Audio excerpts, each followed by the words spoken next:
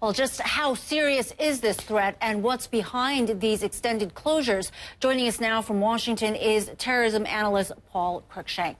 So, Paul, we've heard that most of these embassies are going to remain closed. We're also getting new information about Islamabad being on alert after a message was intercepted about a high-value target. So what do you make of this?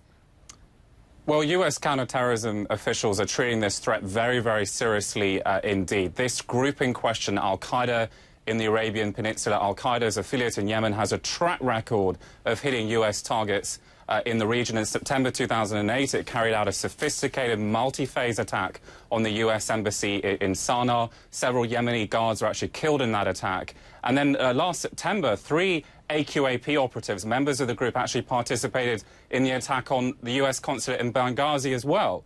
So this is a group with a track record of hitting U.S. targets in the region. It's also had a track record of plots against U.S. aviation. We've seen 3 plots from this group against U.S. aviation in the last several years, Patricia.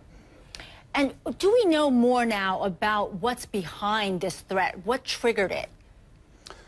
Well, we know a little bit more, that it was some sort of intercepted communication that led to the great concern from counterterrorism officials here in Washington, D.C. I think there are several other factors in the mix as well. One of them is Ayman al-Zawahiri, the leader of al-Qaeda, in the past few days released a tape with an unusually impassioned plea for supporters to launch attacks in the region. And that may have implied some sort of foreknowledge.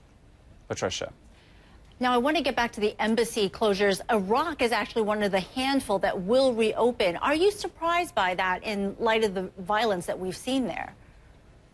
Well, clearly they will have their reasons for doing this. You're right, there's been a lot of violence in Iraq. Al-Qaeda's affiliate over there really has grown in strength in the last couple of years. So it is perhaps a bit of a surprise that U.S. embassy is remaining open, but U.S. officials will have their reasons for that, obviously. And we've seen these prison breaks recently, one after the other. Just a coincidence, or is there a link?